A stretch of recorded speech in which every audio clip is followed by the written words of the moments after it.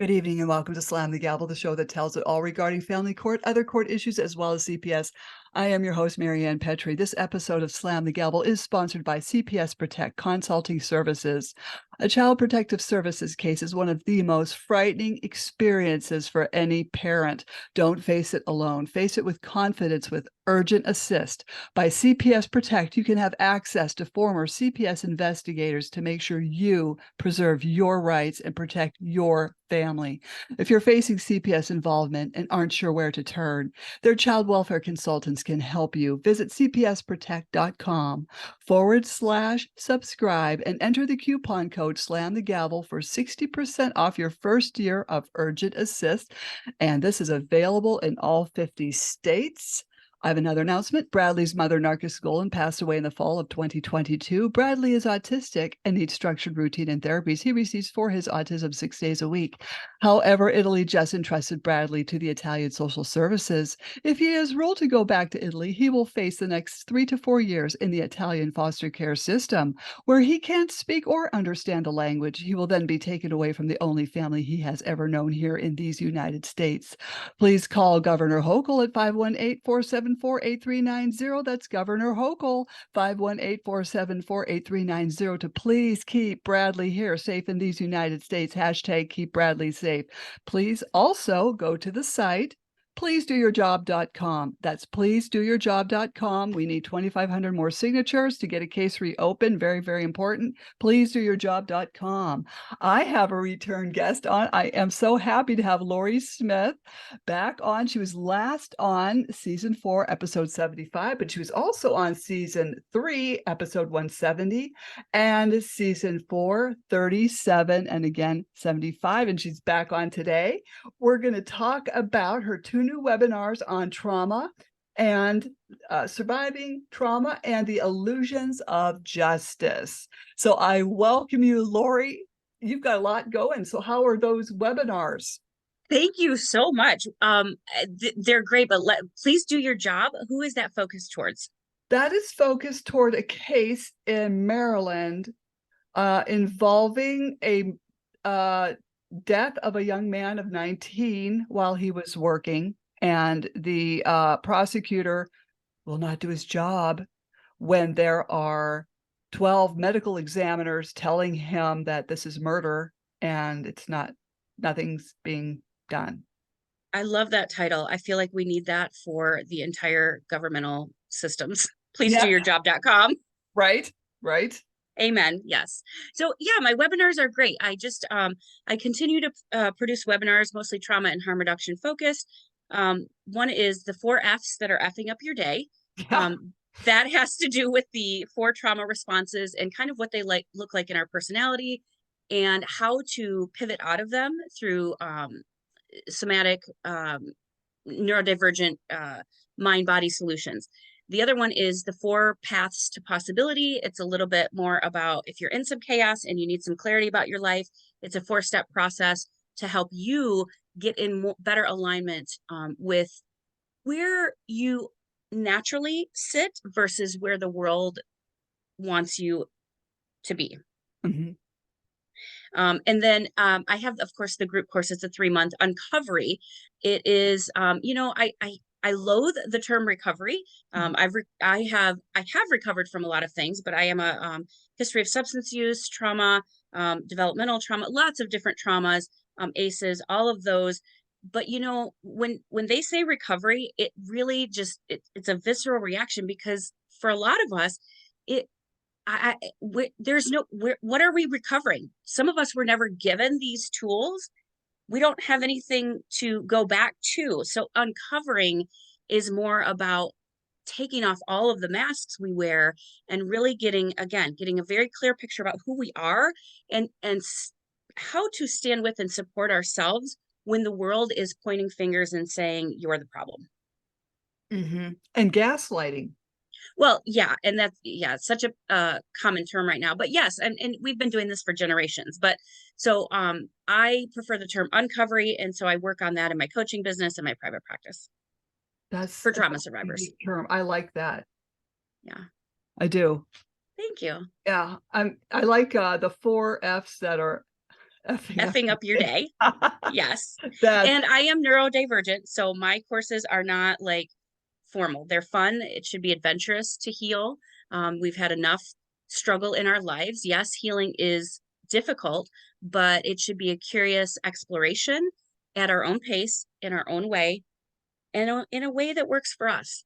hmm Because most of the people in your audience have really been given things that they didn't ask for. right, right. And they've had a lot of stress in their lives, and Yes. courses that you can learn from, but are not, so, like, I don't wanna say the word educational, but that they're fun and that they can learn from. Yeah. Well, they're interactive, they're passive. I do put workbooks together so that, there's a sort of a self examination, but it's presented in ways that are not like, this isn't like you're going to a PhD. You don't need I've got 5 certifications. You don't need to have that level of education, but I do want you to know the basics of what's relevant in your world to have more empowerment, because the world will every day take away more and more rights and choices from us if we are not conscious. And my way of rebelling and fighting back is to teach empowerment, especially for those who've been victimized again by the court system. It's a re-traumatization, and we can go into that. But yes, trauma survivors in the court system go hand in hand, hands down. These courses would be helpful for everybody. I probably should take some of these courses. And I have a new book coming out. Sorry, I forgot about it. Navigating something within. I can't remember the title of it. It's about your nervous system and tools to help you self-regulate in these situations where the world is feeling very assaultive to us. Uh-huh. So, yeah, I'll send you that and let me know what you think. And I know you have a new book too, and I'm so grateful you're sharing people's stories. Oh, thank you. I felt they had to be told. On top of my debacle of federal court, I thought, let's tell everybody about my debacle. But then I thought, hey, I've had some guests on here that have had horrible experiences with not only the family court, but also the federal court. And it just all goes the same way. Yeah, Kate and it's Smith. interesting. I'm reading this book right now, Truth and Repair. It's how trauma survivors envision justice. But one of the things in there, it talks a lot about the repair, and part of the repair is to be seen and heard. So your book is really, recording these cases that are so surreal and unbelievable that you can't even comprehend unless you've been through something similar. And Right. so for you to put their words on paper and document it historically just is um, really part of the healing process. Mhm. If there is healing available, it's not going to look like how you think it is, though. Exactly, exactly. My publisher even mentioned doing a volume 2 of Raised by Oh, Wolves. that's amazing. And you know what? I'm going to put a plug in here for a show I'm watching on Prime called The Lost Flowers. Okay. It deals with domestic violence and women, generational women and domestic violence. But why I'm bringing it up is because she helps women, because that is how she tends to these wounds, if you will. And so it's very much like your book. Like, I am recording these stories because we deserve it. Mhm. Exactly, because it's a form of justice. Uh, you'll hear from a parent, "Well, this bad thing happened in family court. I wanna go to the press and tell them." The press doesn't want anything to do with this. So, Unless it's sensationalized. yeah, unless it's gotta be really bad. Unfortunately, it has to be bad if there's, like, a death has occurred, to be Yeah, and honest. then it becomes trauma, what we call trauma porn. Right. Right, so then, I guess I'm the second option. People come Well, to me. yeah, I think, well, you are going to the horse's mouth. So, Mm, but like, you're not, there's no other purpose but documentation. That these are real events. They did happen. We're not crazy, and we deserve to have our stories heard. mhm. Yeah, and these people did, extremely well. They did well contributing to this book, and their stories were heard, and they will also be updated along with new stories in the second volume. Awesome. Good. And I think, again, it's just so surreal that I don't know what else to equate going into the justice system and being seen as a perpetrator when you're been victimized too. Like, it's so jarring to every sense that we have.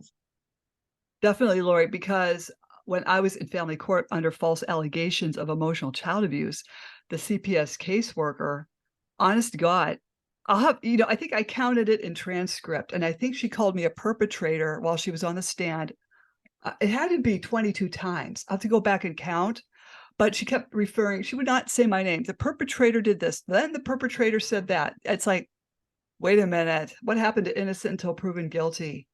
But I think that this is the illusion of justice that we are going to get into, is that we have been taught that the justice system is a safe place for people who have been harmed.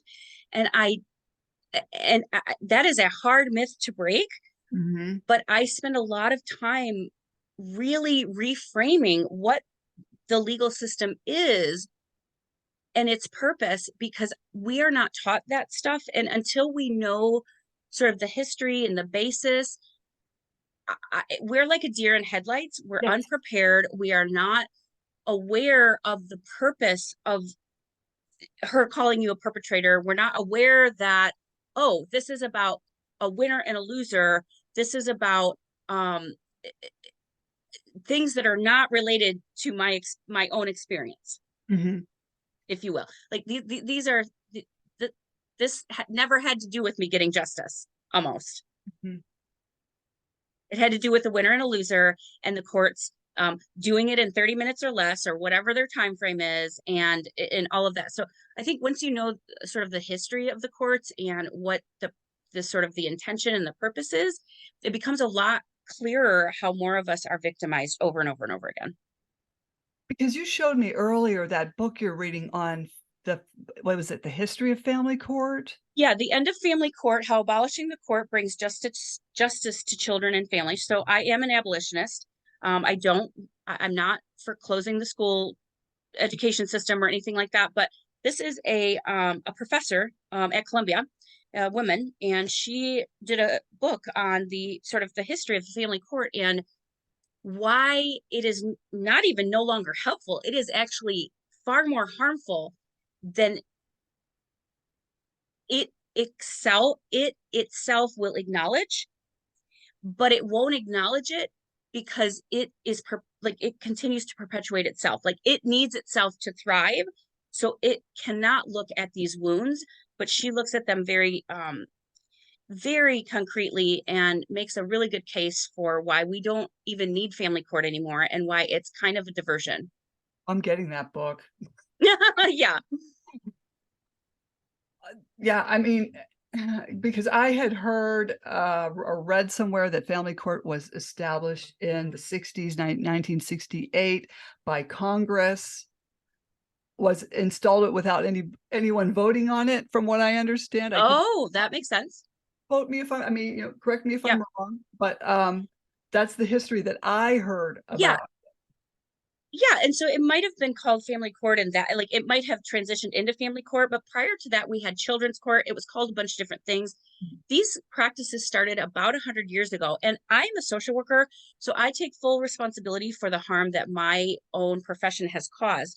When we first started out, Jane Addams was a great person. She was from Chicago, and we heard about her a lot in school, but a lot of these came out of the religious tradition to socialize and condition people into the norm, if you will, to sort of collect them and save them from themselves, if you will. So, and not only that, but we have to remember this country was founded by white males, Mhm, and white males needed a legal system to protect their property, mhm, and everybody below that then became a threat. mhm. So when these courts were established 100 years ago, back in the orphan trains, again, called different names throughout the time, the orphan trains, if anybody's familiar with them, it's like, I believe it's in the New England states, they shipped kids off to other states because it had to do with labor and all of that. Yep. But those orphan trains were developed to save the white children. Anybody else that fell below that, that was not the concern. That's never been the concern. And that is something to know about the courts. Because again, if we're coming from 200, the beginning of this country, when we colonized it from Native Americans, and we came in with these men who said, okay, we need a formal law. We need to deal with our differences in court. Then we came in with the saviorism from the religions, with the social workers and the therapeutic courts, they called them. That is a key thing, because once they started talking about therapeutic courts, what started to happen was that everything got shoved into the court system under this section of the court. But what we do not get educated in is that the court is not set up to save people, period. It does not even have that capacity, and I'll get into that in a minute.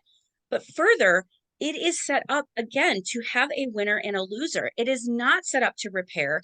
It is not set up to provide resources if somebody is in poverty or is BIPOC or any, even us white folks. It's not set up to provide the resources. It is set up to save us from what I would call immorality, if you will. Like historically, that was not socially acceptable. That was not socially acceptable. And so the intention has always been good. But with anything systemic, once you get into the practices of it, it really becomes exploitative, dehumanizing, because we live in these systems. We live in these systems that were set up at the beginning to only focus on truly protecting some of us and harming or at the expense of the rest of us. So when we get into family court and we start talking about things like CPS and we start talking about things like custody battles, that was never intended to be sorted out. That was intended to be judged. But then we went in because it was therapeutic and we said, these judges, they need far more room to make these decisions. They need, and I'll quote it, hang on. The lack of formality and due process is one issue we have. The limitless discretion of the judge and probation officers in attempting to use treatment in a court setting, and the potential that defendants were innocent but nevertheless were labeled in need of treatment and required to comply with curative solutions or face criminal sanctions, it became punitive. And so being situated within the court system rather than the community for finding solutions to these ailments meant that the stick of the prosecution and sentencing remained always available. So we have labeled it as therapeutic court, but court systems by default are punitive. Mm-hmm.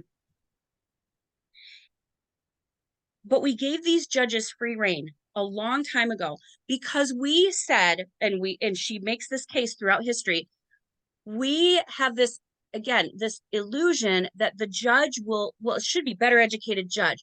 They should know about these. They should have more compassion for this, though only certain judges can go into family court because they have the skills, but they don't have the skills. They're not being trained in these things. We don't even want them to be trained in these things systemically. So when they go in and they have all these rooms to make their very subjective judgments, that gets us into all kinds of messes. Whereas part of what she says is if we dealt with the criminality in the criminal court, you would have more rights. If the children were sent through regular court, they would have more rights. We would have more due process. We would have the jury. But what's happening, two things are happening. One is, sorry, That's I'm very okay. passionate. I hear you. Some of what's happening is that, lost my train of thought now. More due process if the yeah. So children are being ushered into this for things like juvenile, I can't remember what they call it in teenagehood when you're like causing mischief. Juvenile, It doesn't matter, but it's Yeah. basically socially non-acceptable things. Children are in the court system without due process, and then they end up in the criminal system anyway because there's nobody to protect them. The guardian, all these volunteers in the therapeutic court, the guardian ad litem, the volunteers, there's no resources for the kids if they get in trouble for, say, a minor in possession or all of that. So that's children's court. But the other thing that's happening is that when we started to say mandated reporting Mhm. was mandated, we created a system which is fine about, oh, call if you have a concern. Then we tied it to CYA of the professional, like cover your own butt and report even if you have a question, because we're taught that it is CPS's job to figure it out. And it is. However, that is the only job of CPS. CPS does not have the resources. Family court does not have the capacity to deal with these social issues of poverty, for one, but it does not have the resources to help you emerge from those threatening states. CPS will assess it. Then it goes into family court, where you are then not really given a choice on whether to comply or not. And all of these arbitrary laws are brought against you, and you now either are facing either do this or you're going to be further criminalized. Then they started taking children away, Mhm. putting them in white foster homes, Mhm. and that has no due process at all. And that is a very subterranean form of human trafficking happening, where now we have a secondary foster care system where we can just, if we skirt this issue, we can take the kid and move them to this home, and then we're going to pretend everything is okay, and we're going to do it all under the radar because they don't have rights and their parents don't have rights, and we're not going to talk about any of that because this will be better for them, period. Just trust us. Okay, Ugh. sorry. I went off on all Yeah. kinds of No, that tangents was there asking you excellent. questions. That was excellent. I mean, you said it all right there. I mean, this is the human trafficking in so many. Well, and I just think that the illusion that particularly me as a white female has had my entire life was that if I tell somebody I'm harmed, they're going to trust me. Mhm. And if I'm a good person, nothing bad is going to happen to me. And we, until we realize, we as a collective white community realize that we too are being harmed by this, and we are not, it is not just us, but we want to look to our sisters in the BIPOC community, brothers and sisters, to listen to all of the ways that this has been harmful, because I'll tell you what, they've got some solutions that we haven't thought of, because Mhm. we're still stuck in this. It's supposed to be fair, it's supposed to be just, this is supposed to be good people and bad people, and that's really not been the experience of any, I would propose, any of the people you wrote about in that book. It seems like, any parent that I talk to, it's the same scenario, but a different state, could be a different city. It's a pattern throughout this whole nation, probably globally. I would say globally this is happening, Okay. and there is no end to the suffering of. There isn't an end. And again, I think we need to own our own um, unwanted responsibility of really seeing these systems that we have created for what they are. The system I'm in, the healthcare and the helping system, has done far more harm to people than we care to look at. But because it never happened to us, we really haven't had the exposure therapy, if you will, to the true harm that can be caused. And so when somebody comes into the fuck the freaking justice system, Let it rip. believing that they're going to get justice, I think we set them up for failure, but we also set them up for re-traumatization. Now I'm going to read another book, again, the Truth and Repair book, because this quote in here, it, it spoke to me. The requirements of legal proceedings seem almost perfectly designed to aggravate the symptoms of post-traumatic stress. Victims need to establish a sense of power and control over their lives. The courts require them to submit to a complex set of rules and bureaucratic procedures that they may not even understand, over which they have no control. Victims need time for recovery. The court sets timetables for justice, which repeatedly disrupts their lives and is often protracted over many months or years. Victims need an opportunity to tell their stories in their own way. The court requires them to respond on the witness stand to a set of direct questions from the prosecutor and then to endure cross-examination by the defense attorney. Victims often need to control or limit their exposure to specific reminders of trauma, but the court requires them to relive their experience in great detail. Victims often fear direct interaction with their perpetrators. The court requires them a face-to-face confrontation with the accused. For all these reasons, it is common for victims of sexual violence and other violence, I'll add, to speak to their encounters with the justice system as a second rape. Mm-hmm. Mm-hmm. So let's talk about justice. Yeah. Where's the justice in this?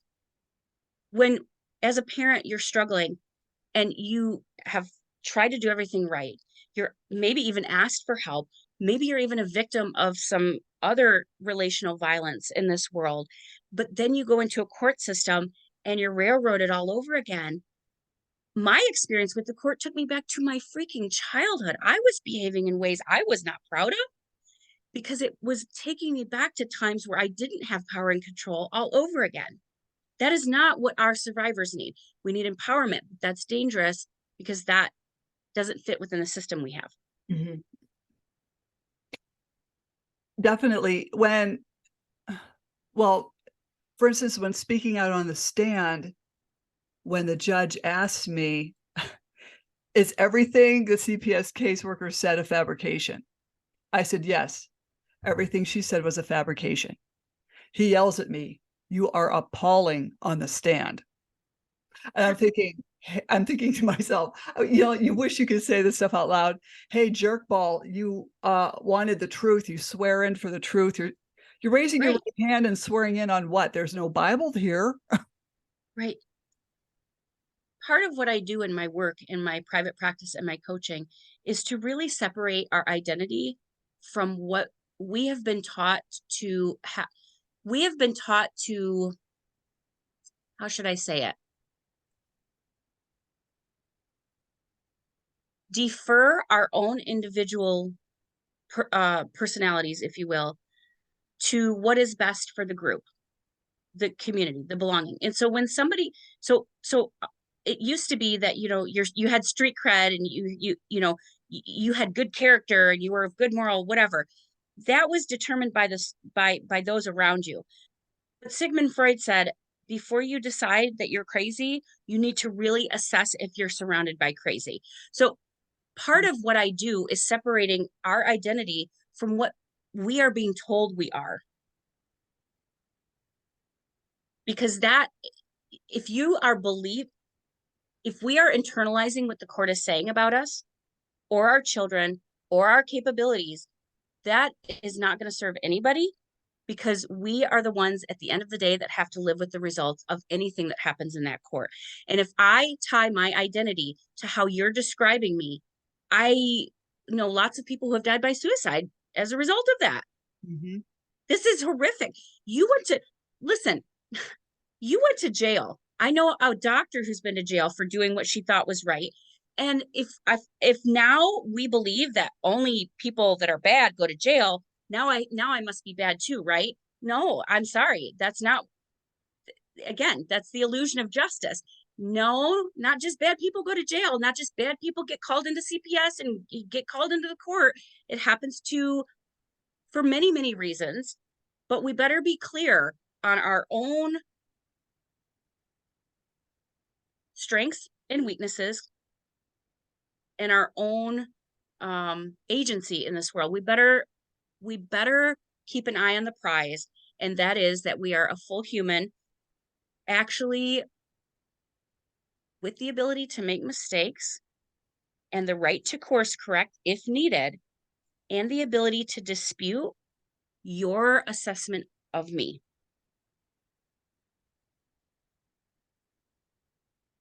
But it's guilty until proven innocent. Correct. And I think that we are really not educated on that. Again, that is by default of the way that we have these court systems set up, because you are going in already under the defense of needing to defend your own actions, which then qualifies you as the perpetrator. And listen, if you're hitting your kid because you don't make enough money and you're stressed at the end of the day and you're using substances to numb out, not that I don't know what your population is, but that's an example of something that could happen. And CPS gets called. Listen, there are family issues going on for sure. The court is not the place that that's going to get worked out. The court is going to say, there's a problem and here's the problem, punitive measures, the end of the story. It is not going to provide the social support resources. It is not going to provide the food stamps. It's not going to connect you with the Medicaid that you might need or the disability that you might need from the job that you've been working, that you're working to pay the bills for, but you really can't, you shouldn't be going to because it's killing you. Mm-hmm. And again, I want to be clear here. I'm not making excuses for people who do bad things. What I'm saying is we're all capable of doing bad things and good things. And if we have the illusion that there's a good and a bad, a winner and a loser, we need to understand that that's the court's job. The court's job is to point fingers, period. And the fines and all of that. That's how they keep themselves going. The court's job is not to say to the world, you're a good person. Mm-hmm. You didn't deserve this. I noticed that. Funny you should say that, because when you're in court with your ex, the judge will yell at both of you, like, both of you are bad. I don't want either of you bad mouthing each other. I don't want you bad mouthing him. I don't want you bad mouthing. I mean, it's like you're both being yelled at like we're in fourth grade. Right. And there's, again, I'm sure that comes from an illusion that, you're both equal. And I'm feigning that you're innocent until proven guilty, but I've already made up my mind because A, I'm a judge. B, we've got 20 minutes to solve this case before the next one. And C, I've seen a million of these cases. I'm overworked too. And I maybe have a deal on the side about what is going to happen to your kid and who's going to take, whatever. Like there's a number of hidden factors that we don't take into account that we've set up that way. No, this is true. People don't know this. Well, and again, just that you would think that going into a family court and the whole history of it, the intention was that these judges would be specially trained with more compassion and more sort of awareness of family issues. A, they're not, but B, they also have something that we struggle with in my field called compassion fatigue, which is, I've seen so many cases, I'm now numb and you're the enemy. Mm-hmm. And I'm tired. Maybe I'm hungry at 2:30 when we're doing this case. And I have a quota to meet and I just want to get through this and let's figure this out so that I can get you into a program of payment or fees or some sort of punitive measure. Mm-hmm. Or not, but we need to solve this case because I'm on a timeline. I'm on a timeline does not fit for any trauma survivor. Oh. And by the time you get to court, yes, there are perpetrators, but most of us are victims before we get to the court. Mm-hmm. And as a victim, to have the understanding that this isn't about me being seen. This isn't about me being heard. This is about what is best for the system and the judge. And this has nothing to do with what's right for my kid or not. Because we didn't set it up that way. And until we know that, we will blame ourselves. Oh. Or we will feel helpless. And there are resources, there is empowerment strategies. But if you think your justice is going to come only from the court, I'm here to just kind of remind us that's not where justice comes from. Justice comes from me saying no. Justice comes from me setting boundaries. Justice comes from me saying, F you, I don't accept that you call me the perpetrator. I know the truth. I'm sticking with my truth. I trust myself. I support myself. And if you don't believe me, I'm going to go find somebody else who does, because we're going to make noise. Mm-hmm. That's justice. Mm-hmm. And I don't know if anybody, yes, legally, we might need the court's permission to claim justice, but bad things happen, whether it's in the court, the schools, all of it. I get to decide what to do with that. I get to decide how much of that I'm going to own.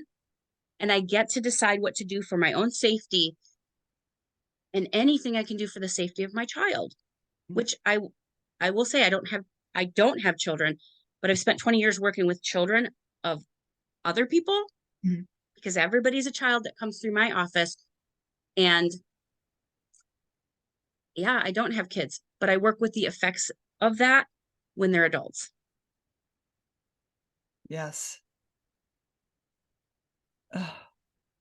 So I just, if education is the key, empowerment is built on three strategies. Educating ourselves, getting new information, skill building with that new information, and then the confidence that comes from practicing the skills. So knowing, having a solid understanding of what the court's role is and is not, that can move mountains setting out the gate, so that can keep you clear on the focus. Okay, the focus isn't to prove to the court. Yes, okay, fine. I gotta pay a lawyer to prove to the court. But that's a formality. That's a arbitrary thing that they're gonna decide. And I don't have control over that, but I do have control over deciding how much of the court I'm gonna believe, how much of, you can build control in other ways. Mhm. But first you have to educate yourself. You have to practice with the new skills of saying no and setting boundaries and speaking up when you feel safe enough to do so. Mhm. That will build the confidence needed to then make the changes we need and change. I think there's another part of this book I wanted to quote. Wrong book, hang on.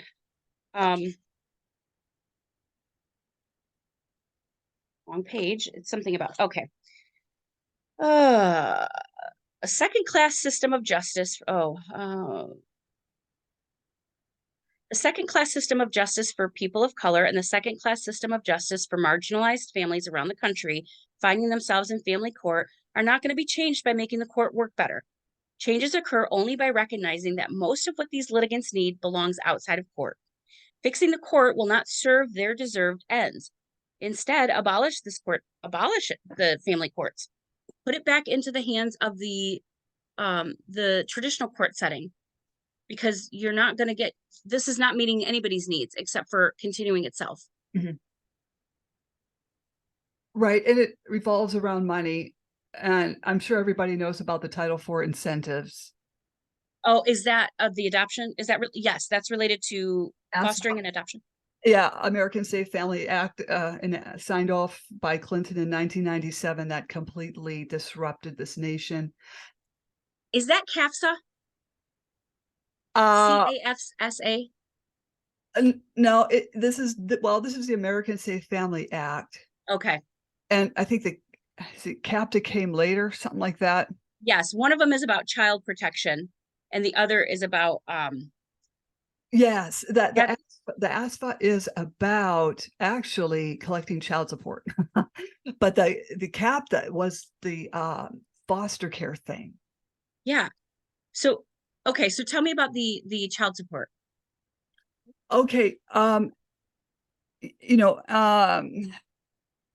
they signed into this, child support enforcement. So, when you're forced to pay child support, which is supposed to be something you do willingly, it's like they want it to be. Oh, not my brain is shot. That's okay. But there's now enforcement. In fact, the bad part about it is there are parents that have, say, lost their job through whatever, Right. or a parent who's a car salesman, and you may have a great 4 months, and then you Mm-hmm. might have a crappy 3 months, and so your salary's going up and down, but the judge doesn't care because they're going to impute a figure that you've never made before anyway.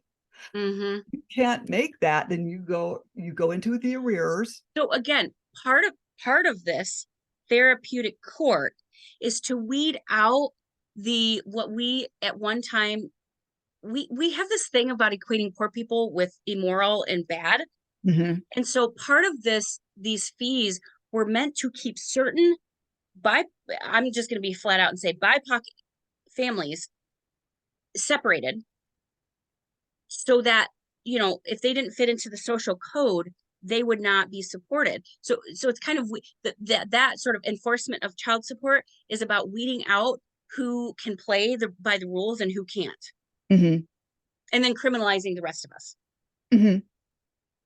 Yeah, it was signed into law November 19th, 1997, having been approved by the United States Congress. And its purpose was to, I'm looking all this up here, to speed up the legal process, LOL. Bingo. Bingo. Just again, not to benefit the parents, but to have a formal system where we are perpetuating the legal system to speed up the process, because now we're facing all these cases from all these divorce, and we're facing more and more cases. So we need to streamline this. And Mhm. if you fit into the boundaries, if you can pay it, great. And if you can't, you go to jail. Right. Right. Or better yet, let's take away the parent's driver's license so they can't drive to work to get So a again, job. punitive response to a social need. Mhm. Here's my question. That is a similar sort of MO as I believe it's CAFTA, or I'm something about child abuse, where they want to abolish that too now, because why are we incentivizing people to adopt children when we aren't even taking care of the family that they came from and ensuring that they have the basic needs met to be able Mhm. to take care of their children? We're going to incentivize white families mostly to take in these children, and then everything's going to be hunky-dory because now we've done the sort of the white finger. That's a reference to, historically, we would go into homes and we would do a white glove test, Right. and if Right. it was dusty, you were immoral. Like this these are generational things that we have accepted. We're deciding which families are acceptable to maintain and which ones aren't. But we're not going to say we want, you know, the court by default cannot be individualized, Mhm. and families are individual cohorts. They're not, there's nothing streamlined about every divorce. There's nothing streamlined about every child abuse case. Right. It's not cookie cutter. Exactly. And furthermore, you're not even addressing the ailments that are bringing them to the court. Mhm. Because the CAPTA, the Child Abuse Prevention and Treatment Act, is federally funded. Aha. Federally funded to improve states' child welfare systems to address child abuse and neglect. States utilize the funding to support prevention, identification, and treatment activities. Right, the treatment is foster, the treatment is punitive for the parents, the treatment is not therapeutic like the intention of the court was. Listen, it's a great idea to be observant to see if the family across the street is harming their children. I don't want children harmed. The problem is we get children into the court system and then they are determined property. Right. Then we're talking about whose property are we protecting and whose aren't we protecting? And that to me is disgusting. Mhm. People, humans, we have a history of that in this country. We have a history of humans being property, and we have not stopped that because we have a for-profit prison system, and we have a criminal justice system and a family court system that is now playing with human lives in the form of property and just trafficking them back and forth legally with endorsement from our federal government, which again, itself is not a problem in ideal land. But when we get into this streamlining, when we get into this, well, we got to have everything, go in order, that negates 80 to 90% of the population because we're just not streamlined. There is no, the social norms shift every fucking decade. Right. So what is normalized is going to change every decade. Oh, you're right. And I really, yeah, I have a lot to say, but I'll keep it focused. Well, that's why we'll do another podcast. Yeah. Again, we need to understand that when we go into court, it is not, they'll believe me because I've been hurt. It is understanding that you need to have a really good defense strategy. And even then, if you don't have enough money, you still might not win. In the court system, that doesn't mean you have failed. It doesn't mean that you've done something wrong. That doesn't mean that you have to carry the burden of whatever label you've been given. That simply means that the court did what the court thought was right to do, and that has nothing to do with what's best for you and your child most of the time. I think people, when they get divorced, I think they should sit down with someone who understands this court system. And I know people say, "Oh, don't go through mediation. Don't do." Well, find a good mediator, okay? Because there are good ones, there are bad ones. Okay, Good so judges, some right, who right, have not been sort of numbed out yet. right. I've only met 2 good judges. Exactly. Some, I said. One was super hot, but anyway, but other than that, I mean, just because you're getting divorced doesn't mean you have to run into a courtroom. Just Yeah. And I also do, again, there's this illusion that a fairness that's going to result. If we were told, if your lawyer was honest with you and said, here's the deal, I think they would make a lot less money, which is why they don't tell us these things.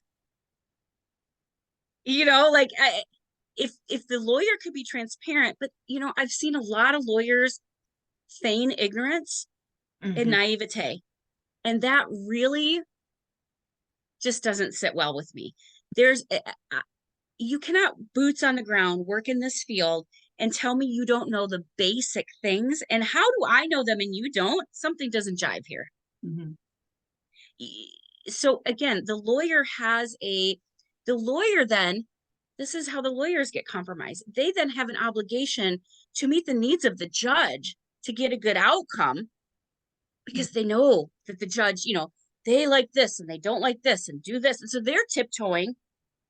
And yes, they may be defending you, but they're also trying to get you a win in the case, which may not align with your needs, mhm.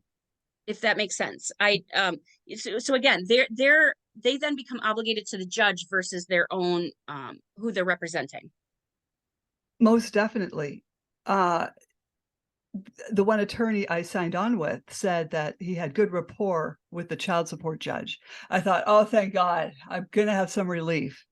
Well, what it was he was afraid to argue in front of her because sometimes things might not go his way with the next case, maybe.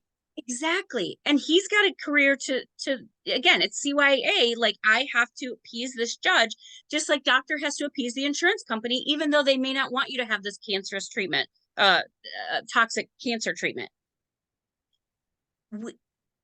It's dehumanizing to us all.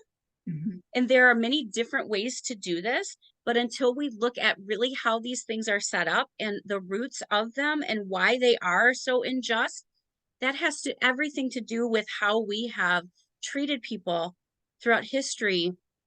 But we really, again, as a white woman, it is my responsibility to know how I too have been helped and harmed by these systems. mhm, And so I have been mostly protected. If I walked into a court because my skin is white, I would have a hair more, um, I would be trusted a hair more than somebody with a different skin color.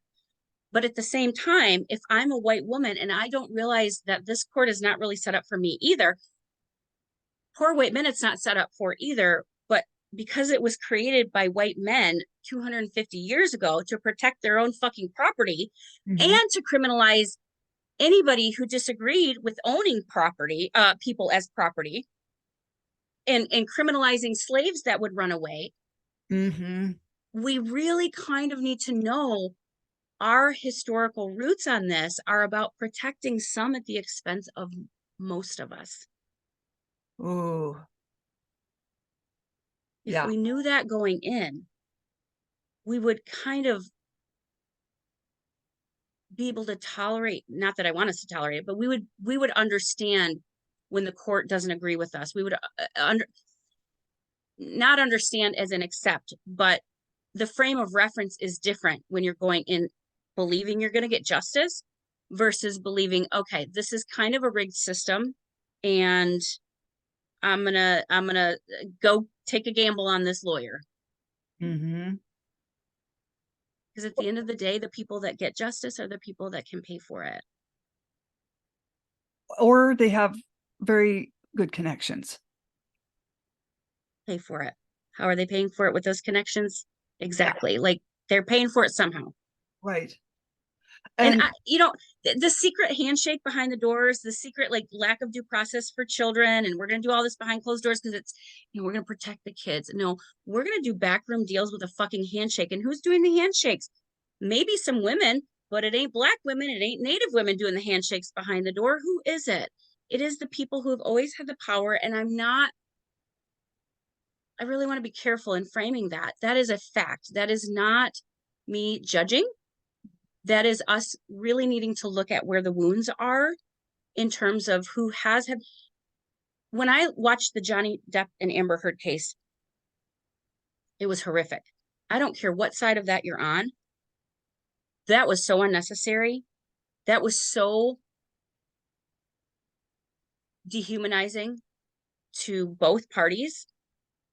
You cannot, and when you see all of these victims coming forth and saying me too, or like Britney Spears is another one who was under a conservatorship for 13 years. The richest woman in music is being controlled by a court document to make sure everybody else makes money. That is the highest you can go, and we are still dehumanizing people. So this is hurting us all. right. We need to look at that. We need to take action on that. And again, looking to my BIPOC brothers and sisters, they've been through it. They know this game. We need to listen because they have really great ideas and they have survived a lot longer than we have with these horrific, ridiculous, arbitrary outcomes. Mm-hmm. Yeah, even an outcome that, your lawyer says, well, this is better. This is like, for instance, when I had won in Superior Court the child support case, and then I had to hire a lawyer after my heart attack because I could not pro se it anymore, which is when you represent yourself. So, she came in and she did a fantastic job. If it wasn't for her, I'd be dead. And she's Good. like, I don't know how this is going to turn out technically, because everything that has happened, she said she wanted the arrears washed away, the child support gone. Everything should be gone because I didn't do anything. Right. But she said, I don't know how she's going to roll. So she called me 2 weeks later with this crazy ass ruling. And she's looking at it and she's reading it to me. And I'm looking at my copy. She says, I've never seen a ruling written this crazy before. And that's why, the nurses I worked with called this judge crazy. It was kind of weird. And so what happened was the child support was reduced from 800 and some dollars down to $106 a month. But the judge was so generous because when she was putting me through all these contempt hearings, she actually illegally increased my arrears by $3,000, bringing it up to like 15.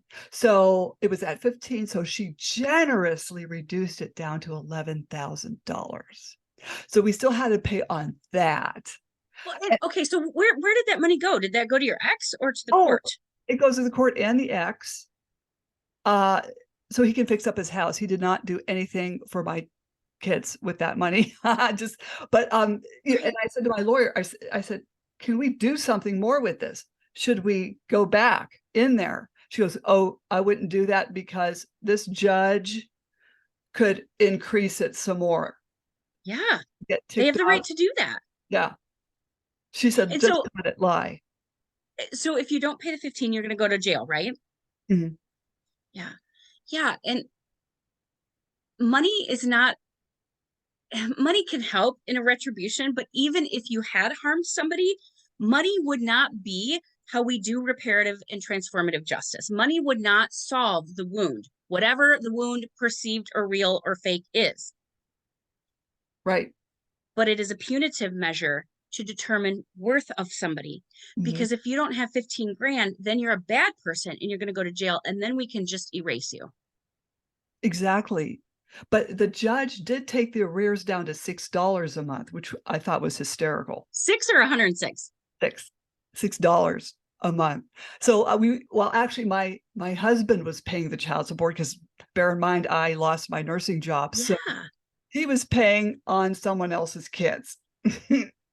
but and again, intention wise, was that ever the intention of the intention? I don't think was ever to purposely harm. Well, you know what? I'm probably going to misspeak. There was some intention to harm some families, but the intention was to help. But intention into practice, into systemic sort of, again, social normative, streamlined, bullshit, arbitrary, $106. Oh, $106 a month is going to define if I'm a criminal or not. Not my 18 years of parenting, or my survival of trauma, or my ability to even endure this court case when I haven't done anything wrong.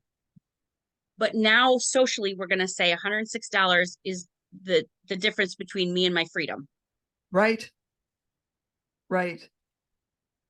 And still, It's you felt like so there was no convoluted. Yeah, and you walk out of there going, okay, so I'm still stuck with an enormous amount of arrears. So she really didn't do much with that, other than just say you can pay $6 a month on it, which ticked off the ex. But the thing is, there still was no justice, because technically, like what my lawyer said, she wants everything washed away. That should have happened. No one's doing their job. Please do your So, job. so at the end of the day, justice for who? Because as evil as I've seen some behavior be, even your ex, I would bet, did not get the results that he was seeking. Right. So he didn't get justice. Your children didn't get justice. You didn't get justice. Your lawyer didn't get the justice. Your lawyer got paid. The judge got paid. The government got paid. But justice for who? Mm-hmm. Isn't that sad? I mean, it is a result of what we have agreed to collectively. Mhm. And I spend a lot of time putting the responsibility back on the collective and the community, because I've worked with a lot of victims and perpetrators, and every one of us have been impacted by the systems that we support and endorse. And I'm not suggesting we burn it all down. I am suggesting we burn down the family court, because it's, there are some certain systems that I want to abolish. But we really just need to really have a concrete awareness that these systems are outdated. They are not functional. They aren't even serving a purpose other than making a few people benefit at the expense of the rest. And we don't need to figure out a different system. But there are people who do this on a daily basis, fight and figure out. And, there's 190 some countries in this world. This can be done differently until we decide to stop accepting it, until we decide to fight back collectively, until we demand that the people working in these systems, like myself as a social worker, like the judge, like the lawyers, until we demand accountability of us in the harm that we're causing too, we're kind of setting ourselves up to fail if we don't look at our collective wounds from what we've settled for. Oh, that's well said. Oh, I'm so glad I had you on my podcast. This was fantastic. Thank you for letting me rant on things I'm very passionate about. Now, is there anything else you'd like to add? No, I will say that, I endured my own level of court intervention. I volunteered for it because I was just so naive at the time and didn't get legal counsel. But I am fully aware of the harm that courts can cause. I do not think that people, I just, as a social worker, people in my worldview are not good or bad. They're both. We all have we all have a capacity to be a mass shooter or a Mother Teresa. We Right. can be either one of those, but it really is about, we really need to take a look at these outdated systems. We are using 20th century systems, which weren't even set up fairly in the first place. I'm talking about school, health, legal, everything. I'm talking about all of our systems. They are fucking outdated. We are not there. And our community needs something different now. That should be okay. That's called fucking evolution. Hello. Yeah. That is, there are people trying to keep these systems intact and people working in these systems who are as exhausted and tired as we are. They don't deserve this bullshit either. But we all have to take our own responsibility for innocently what we've accepted. And what we've accepted is for-profit prison. What we've accepted is, the stupid law about the child support. What we've accepted is that we have two levels of children human trafficking going on. What we've accepted is exploitation at our fucking work. The UAW in my state is striking right now, again, asking for accommodations. And depending on whether that turns out or not, whether we can get our shit together and support each other, that's going to determine the next generation's growth or shrinkage. This will too. Like we are either you either evolve or you don't, and we have a choice. But the evolution is not in doing this. What does Einstein say about the level of the problem and the solution? You will not solve the problem at the level it was created. There are solutions. We need to look at the solutions. We need to first acknowledge that we've all been wounded by these systems. Because until we look at the wounding, we cannot heal, we cannot repair, we cannot transform.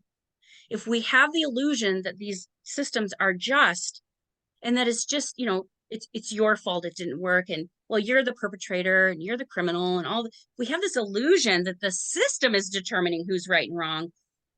Boy, we're setting ourselves up to fail. Completely agreed. How can people find your webinars, the 4 Fs that are effing up our day, and Yeah. So I have possibility. Yeah, I have the 2 books, the podcast, the webinars, the course. It's Clouded Compass, but the link tree. I have a link tree with all of these tools. And I do a lot of advocacy and activism work. I'm working actually on the Marianne Williamson campaign. I'm not trying to be political, but in this realm, I will discuss her as it relates to this. I don't care what you think about her. I will say that she is a Democrat running against Biden, and she's being hushed by the media as somebody who's not even running. Why? Because she might be a threat. But anyway, her policies, she is proposing a Department of Children and Youth. She would like the education system to actually teach children instead of indoctrinating them into anything, like take responsibility. She's also she's been advocating for 20 years for a Department of Peace.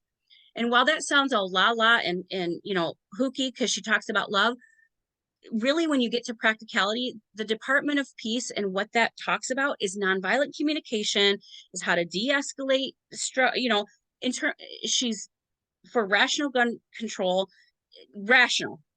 Even people with guns want better gun control right now. So again, there are solutions. I'm not saying she is the solution. I'm saying she has very sound, practical, very moderate stances in any other world country.